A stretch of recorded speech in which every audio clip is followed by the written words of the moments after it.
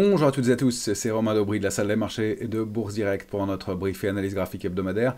Nous sommes le lundi 16 décembre, l'année touche à sa fin.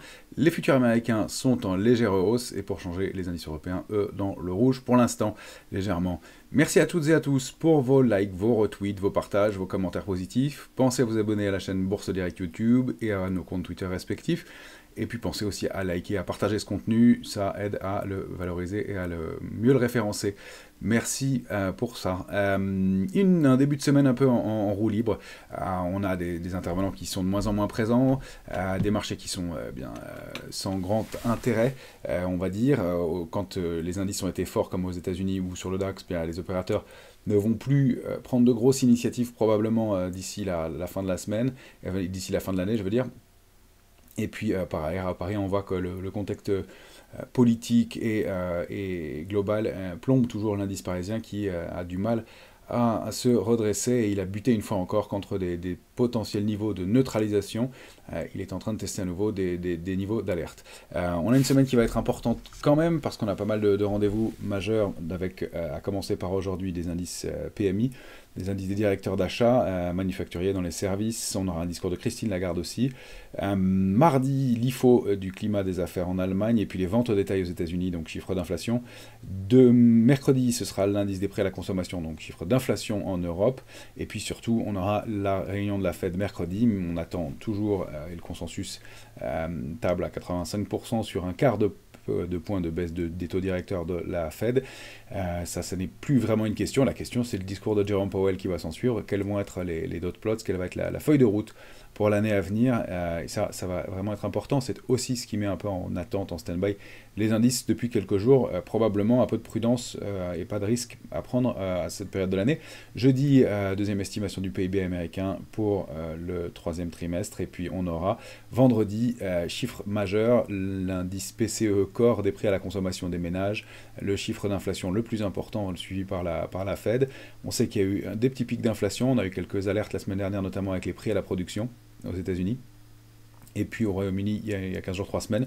Donc prudence de ce côté-là. On a des matières premières, entre autres, qui accumulent sous des niveaux de résistance importants.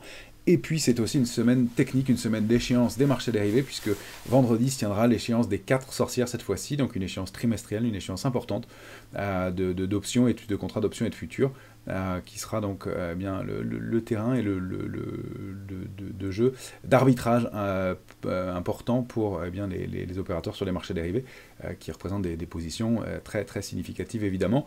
Donc on le sait, pas toujours des mouvements importants, mais en revanche on sait aussi que si certains niveaux sont enfoncés ou dépassés, bien les arbitragistes, comme vous le savez maintenant, sont tenus d'équilibrer leur position et vont sont susceptibles d'accentuer des mouvements au franchissement ou à la rupture de certains niveaux majeurs pour équilibrer leurs intérêts jusqu'à la fin de la semaine, et puis vont devoir choisir aussi de transférer ou de laisser mourir leur position. Alors justement, du côté de l'intérêt, on est un petit peu en roue libre aussi de ce côté-là. Sur l'indice CAC 40, c'est médian, ça ne change pas beaucoup, il n'y a pas grand-chose à dire. On est à environ 200 000 contrats futurs ouverts. On a un intérêt assez moyen, pas d'intérêt fort qui se dégage dans un sens ou dans un autre. On ne peut pas dire qu'il y ait de pression baissière à ce stade. On a eu un petit peu de soutien acheteur qui a vite fait l'objet de prise de bénéfices, donc c'est plutôt mou. Sur l'Eurostoxx, pareil, on a un peu un même mouvement un peu en roue libre, et je suis allé regarder quand même l'état de la position ouverte à la même époque il y a 1 an et il y a 2 ans, donc en décembre 2023 et décembre 2022, un peu avant l'échéance. Eh bien, en décembre 2022, il y avait 4 800 000 contrats ouverts au moment de l'échéance, et en décembre 2023, il y avait 3 800 000 contrats ouverts. À hier soir, donc à vendredi soir, il y avait 2 800 000 contrats ouverts sur l'Eurostoxx, donc on est de plus en plus haut sur cet indice, et il y a de moins en moins d'intérêt. Attention à cette divergence, encore une fois, les opérateurs ne prennent pas beaucoup d'initiatives. Si on ne peut pas dire qu'à ce stade, il y ait de la pression baissière, encore une fois, on constate qu'il n'y a pas beaucoup de soutien non plus, que les opérateurs sont en retrait. Donc c'est à mon sens un signe de vigilance toujours. Vous le savez, on reste un peu mitigé sur ces marchés européens. Et puis, on arrive quand même dans des zones de surchauffe un peu sur les indices américains, même si on n'a pas tous les curseurs au vert pour un retournement de tendance. On peut faire des projections sur l'année, et on sait que quand bien les mouvements ont été aussi importants sur les indices américains, hein, 175% de hausse sur le S&P depuis le point bas de Covid, 75% de hausse depuis octobre 2022, on a probablement plus de chances statistiquement, sans être un grand gourou, d'envisager des retracements plus que des extensions haussières marquées. On avait évoqué déjà, mais voilà, un peu de prudence. Voilà. À court terme, c'est plutôt en roue libre, on n'a pas encore de signaux de retournement de tendance, mais on va avoir quelques petits signes de fragilité, peut-être pour aller créer une dernière impulsion haussière. On va mesurer tout ça au fur et à mesure, mais pour l'instant, on aborde cette échéance technique des marchés dérivés du mois de décembre, donc qui se tiendra vendredi, avec peu d'intérêt, peu d'initiative pour l'instant. Et donc des décalages dans le vide qui sont possibles aussi, et puis des signes de faiblesse, on va le voir en Europe un petit peu, selon les indices et les configurations. Autre élément que je voulais vous donner, c'est le ratio de couverture des portefeuilles. Aux États-Unis, on est vraiment optimiste, hein, on est en zone de complaisance, on ne peut pas parler encore complètement d'euphorie, mais on est quand même très très cool, on peut dire. Sur l'indice Eurostoxx, ça s'est rééquilibré un petit peu, c'était assez optimiste, on revient à des niveaux d'équilibre, et sur l'indice CAC 40, ça ne change pas, on est toujours à des niveaux d'équilibre. Donc on n'a pas de prudence majeure, on ne peut pas considérer que les opérateurs sont très vigilants, probablement. Ils attendent des points d'entrée, le consensus est très négatif, hein, sur paradoxalement, hein, c'est pas parce que le consensus est négatif que les opérateurs sont protégés. Il peut y avoir aussi le cas de figure dans lequel on se trouve, c'est qu'ils sont sous-investis sur une zone et qu'ils attendent des opportunités. Donc c'est un peu ce qui se passe sur l'Europe, en tout cas l'indice CAC 40. Il y a des foyers en Europe qui sont plus solides, évidemment. Le parcours du DAX en est un bon exemple, bien sûr.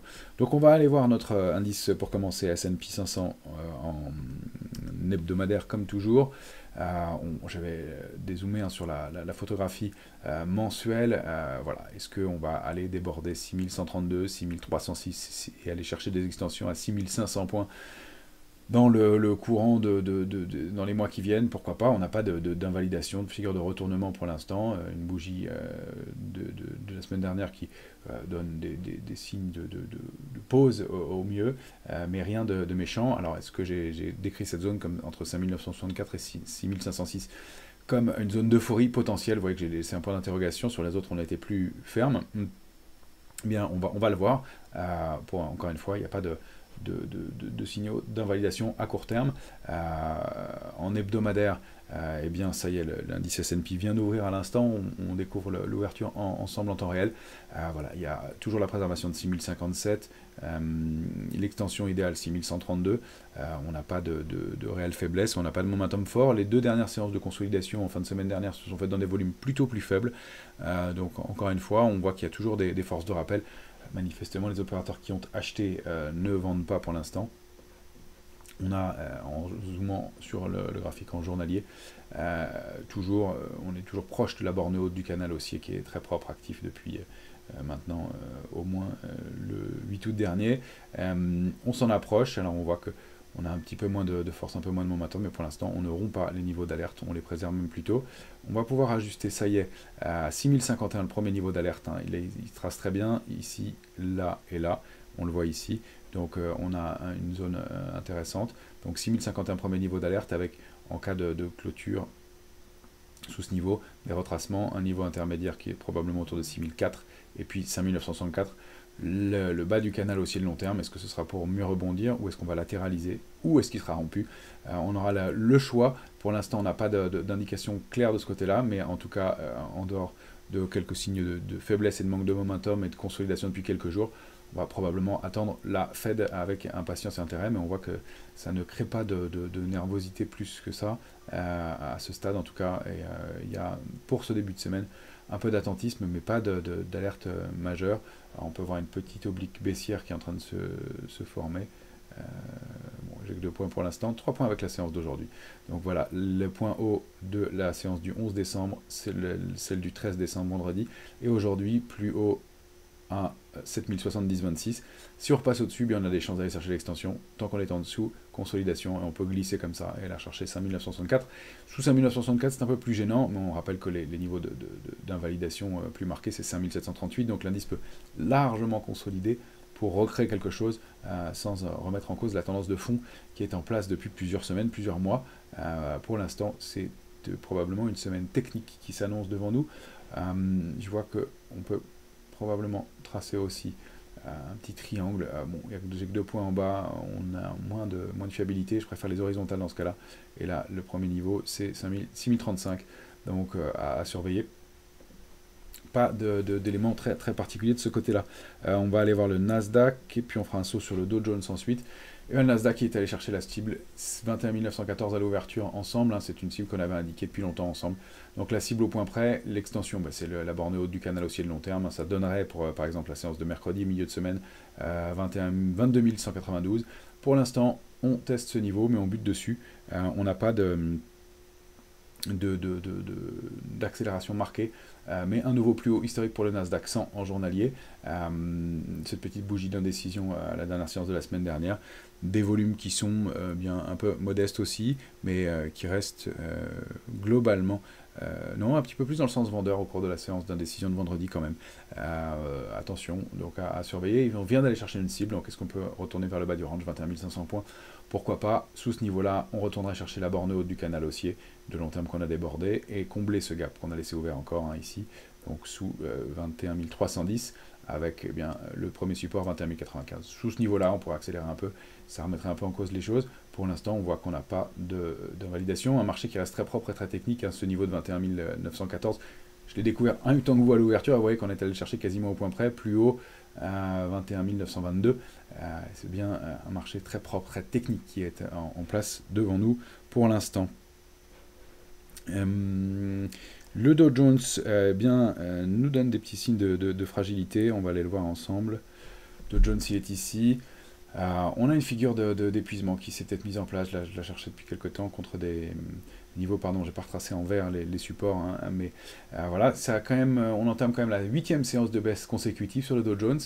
Je ne l'avais pas détecté avant, mais on avait évoqué déjà ce biseau, hein, structure avec point haut, point bas, point haut, point bas, point haut, échec et contre le niveau de résistance à 45 075, rupture de 44 360 et on glisse doucement, même si on n'accélère pas franchement pour l'instant, mais on a quand même un indice qui est bien un peu plus mou, clairement, et qui a aussi peut-être déclenché une vague de Wolf, une structure en vague de Wolf. Alors, elle n'est pas parfaite, mais point haut 1 ici, vague 2 là, vague 3 ici, elle est un peu débordée, mais le point est propre en hebdomadaire, c'est pour ça que je la conserve. La vague 5 se serait faite ici avec un échec, et dans ce cas-là, eh bien, la cible, c'est de lier le point 1 là et le point 4 ici. Donc retour en direction de 42 560, pourquoi pas. On a encore une fois des possibilités de glisser un peu plus. On est quand même à la 8e séance de baisse entamée d'affilée. Bon, là, on n'est plus en baisse, on repasse dans le vert, mais on a quand même enregistré cette séquence baissière assez régulière, mais assez marquée quand même sur le Dow Jones. On voit que le momentum est moins fort. Le pied du biseau, il est plutôt ici, donc attention à des retours possibles jusqu'à 41 660. C'est peut-être de quoi recréer une impulsion complémentaire. Encore une fois, peu d'opérateurs dans ce marché, peu de momentum, donc on a un peu d'indécision. Il faudrait vraiment repasser 44 360 pour réactiver quelque chose. On n'a pas non plus de figure de retournement à ce stade, à part cette figure d'épuisement. C'est plus une pause dans un marché aussi, encore une fois, même si les consolidations peuvent être un peu plus longues, compte tenu bien de la période de l'année et du parcours très fort qu'on a connu précédemment. Sur la volatilité, ça se tend un peu. On ouvre... oh, j'ai changé d'actif, autant pour moi. L'indice VIX est ici. On avait ouvert avec un petit gap, on a ouvert avec un petit gap qui n'est pas comblé à la baisse. Aujourd'hui, la volatilité à 14,29 le VIX. On rappelle qu'il y a toujours ce gap à aller combler un peu plus loin, même assez loin maintenant, au-delà de 18,65. On ouvre avec un petit pic de stress, si on peut dire. Il y a aussi un gros aspect technique lié à l'échéance des marchés dérivés aujourd'hui. Il n'y a pas de warning majeur à ce stade, mais on est quand même en zone de complaisance et on y est installé depuis plusieurs semaines maintenant, donc depuis la fin du mois de novembre. Donc attention, encore une fois, c'est plus un moment propice pour prendre un peu de bénéfices. On rappelle aussi que la concentration sur les valeurs et sur les GAFAM depuis plusieurs semaines est quand même importante. Donc attention à ces éléments-là. Je constate que le graphique n'est pas en plein écran, autant pour moi. Je vous le remets en place, ce sera plus propre et plus lisible. Donc voilà, à surveiller de ce côté-là, petite tension sur la volatilité. Encore une fois, pas beaucoup d'initiatives, mais on est plutôt du côté un peu prudent des choses. On va aller voir l'Eurostoxx pour commencer, puis j'irai voir le DAX qui est intéressant. L'Eurostoxx, mais il bute toujours dans sa zone intermédiaire, le petit support intermédiaire marqué par les 2 points bas de la semaine dernière et du jour, à 4940 autour. C'est cette sortie du canal haussier qui a du mal à se mettre en place. On a un intérêt qui n'est pas dans le sens de la hausse. On n'arrive pas à déborder 4950, 4986, de double échec contre ce niveau-là. On n'a pas de figure de retournement. On s'articule toujours autour de la borne haute du canal haussier, baissier de long terme, qui est actif maintenant depuis, moyen long terme, mais qui est actif depuis le mois d'avril dernier, fin mars, début avril dernier. C'est long et on ne voit pas très bien le momentum pour en sortir. On connaît toujours nos niveaux, il reste les mêmes, 4880, 915. Si on repasse 986, on va chercher des extensions direction de 5100, 5120, 5119. Pas d'élément majeur de ce côté-là, mais un indice qui patine un peu. C'est le DAX aussi qui patine depuis plusieurs jours maintenant. Vous l'avez ici en journalier. Eh bien, on a notre zone cible qui a bien été atteinte. 20 452, on avait donné des extensions 20 604. On bute contre ce niveau depuis maintenant plusieurs séances, depuis une semaine. Et on a cet échec ici et là avec cette bougie. Petit pendu, puis bougie d'indécision. On n'a pas, c'est pas une étoile filante parfaite, étoile filante parfaite, mais il y a quand même voilà, des rejets contre cette zone et un peu de manque de momentum. Pour l'instant, c'est pas méchant. On a un petit range qui se dessine ici. Est-ce qu'on va le préserver ou pas? Voilà l'enjeu à court terme. Donc, on ne s'attend pas à des mouvements énormes, sauf rupture de 20 277. Si on rompt ce niveau-là, on duplique par le bas et on peut revenir chercher le niveau de support et le haut du gap qu'on a laissé ouvert toujours, qui reste ouvert du mercredi 4 décembre sur le DAX. Probablement des chances d'aller consolider et d'aller le combler ensuite. Un peu de manque de momentum, encore une fois, un peu d'attentisme en cette fin d'année, faute d'opérateurs et de force dans le marché. À surveiller, si on duplique et on sort par le haut, c'est 20 604 l'extension. Je rappelle que l'extension majeure, c'est 20 876. Pour l'instant, on est vraiment entre deux eaux et la bougie du jour le traduit bien. On ne va pas chercher le bas du range, mais on n'arrive pas. On a buté quand même 3 fois sur ce niveau de résistance à 20 452. C'est pas méchant à ce stade, mais on voit que on a moins de peps dans ce marché. Et petite divergence à noter aussi sur certains oscillateurs. Donc le point haut formé ici n'est pas confirmé par le point haut formé là. L'oscillateur reste en dessous. Donc attention, c'est plutôt dans le sens d'une consolidation complémentaire. Prudence quand même cette semaine, au cours de cette semaine technique et d'échéance des marchés dérivés. Sur notre CAC 40, on va aller voir rapidement le cash qui nous sert de point de repère avec notre grande vague de wall. Je vous ai promis que je ferai le point jusqu'à ce qu'elle soit invalidée ou neutralisée. C'est le cas, on a été chercher cette grande oblique. Alors on va repasser en mensuel. La grande oblique baissière, on l'a testée la semaine dernière. Une fois, 2 fois, 3 fois testé. La semaine dernière, on l'a testé, c'était en mensuel, mais vous voyez qu'on a un rejet contre ce niveau-là encore une fois. Si on regarde en hebdomadaire, on avait tenté de la déborder et on a buté contre ce niveau de résistance important, 7477. On ouvre en dessous cette semaine, sous 7376. C'est quand même pas terrible la configuration d'un indice CAC 40. Le petit momentum qu'on avait pressenti, l'avalement haussier de la semaine du 2 décembre, ne produisent pas beaucoup d'effets pour l'instant. Alors encore une fois, on préserve les niveaux d'alerte, on travaille autour, on manque de momentum, mais on ne rompt pas ces niveaux. Il faudra surveiller ce support à 7330.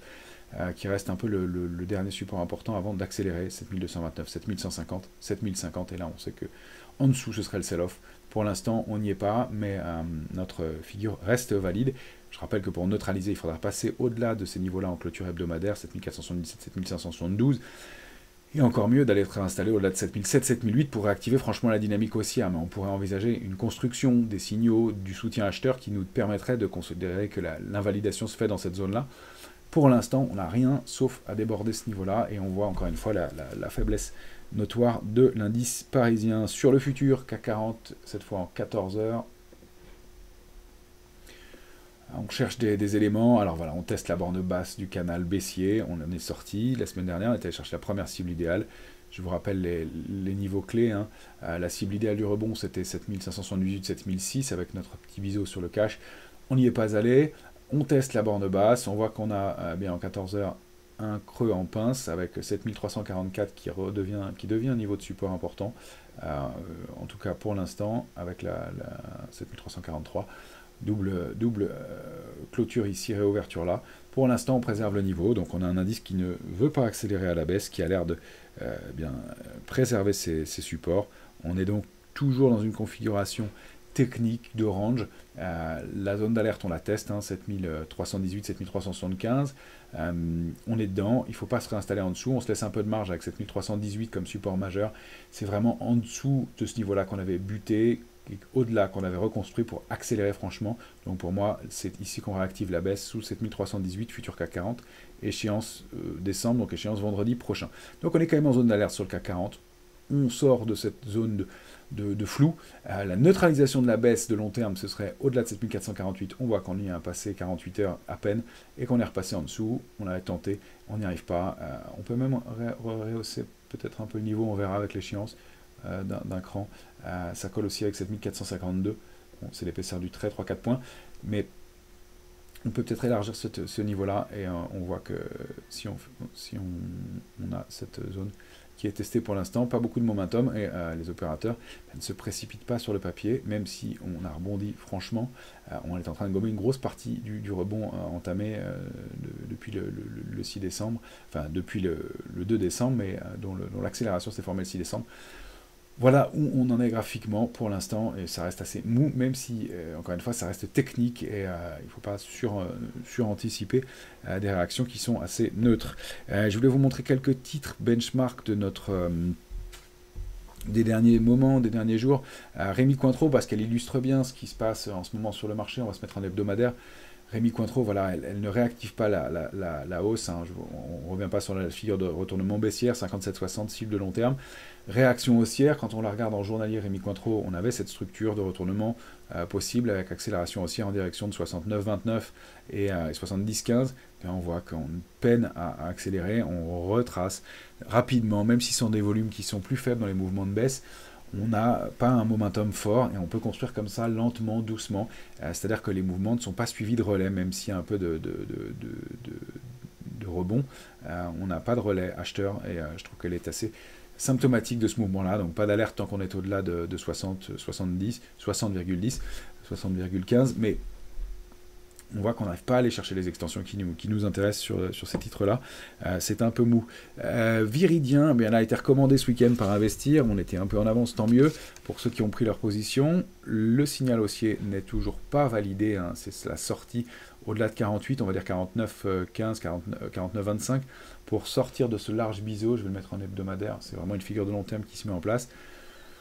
On a du mal à déborder la zone 44-48, mais on reste accroché à ce niveau-là pour l'instant. La recommandation permet au titre de prendre un 43% aujourd'hui, mais on n'est pas encore passé au-delà de 48 pour aller chercher 58, 90, 63, 30, puis surtout 75, et puis éventuellement par la suite des extensions. Mais pour l'instant, ça reste assez calme, assez mou. Encore une fois, les drivers sont assez modestes. OP Mobility, eh bien pareil, elle bute contre le niveau de réactivation haussière et elle est en baisse pour l'instant. Ça reste à surveiller. Le niveau était bien identifié, on l'a testé la semaine dernière, mais on clôture en dessous. Ce sont des niveaux peut-être d'accumulation pour les construire un peu. Il ne faut pas qu'on patine trop non plus et ni repasser sous le premier niveau d'alerte qu'on a déjà testé aujourd'hui manifestement. C'est aux alentours de 9,80, donc à surveiller. On voit que le momentum manque encore, il faut vraiment repasser 10,06 en clôture hebdomadaire pour confirmer le signal. Donc encore une fois un peu de prudence, de latence dans un marché qui n'est pas extraordinairement dynamique. Guillemot, on en avait parlé il y a 10-15 jours. Guillemot, elle en revanche est en train d'accumuler sous cette oblique. J'avais cherché une vague de Wolf ici qui avait fait long feu. On est sous cette oblique, donc sous le niveau de 7,42. On a la possibilité d'aller chercher 10,53. Ça tient pour l'instant. On va poser un support important ici. Il ne faut pas repasser sous 6,14. Donc on est vraiment entre deux niveaux clés. mais un peu de mieux pour le titre ce matin. Donc 7,48, 7,14 trading range. Si on repasse sous ces niveaux-là, c'est pas un bon signal, on invalide tout. Si on repasse 7,48, on a des chances d'accélérer jusqu'à 10,53. Donc peut-être une recovery qui se met en place, mais doucement, elle aussi, pour l'instant. Du côté des valeurs, c'est un peu tout ce que j'ai repéré. Quand on regarde eh bien, celle de l'indice CAC 40, il n'y a pas de signaux extraordinairement haussiers ou forts pour l'instant. On a vu des vrais signes de faiblesse du côté de Safran, par exemple, la semaine dernière. On a des titres comme Airbus qui se comportent bien. Essilor qui rebondit un petit peu aujourd'hui, mais toujours avec des signaux moyens. Schneider Electric qui a buté contre sa grosse résistance, qui a tenté de la déborder et puis qui revient à l'intérieur du range précédent. Donc encore une fois, le momentum semble vraiment manquer en cette fin d'année.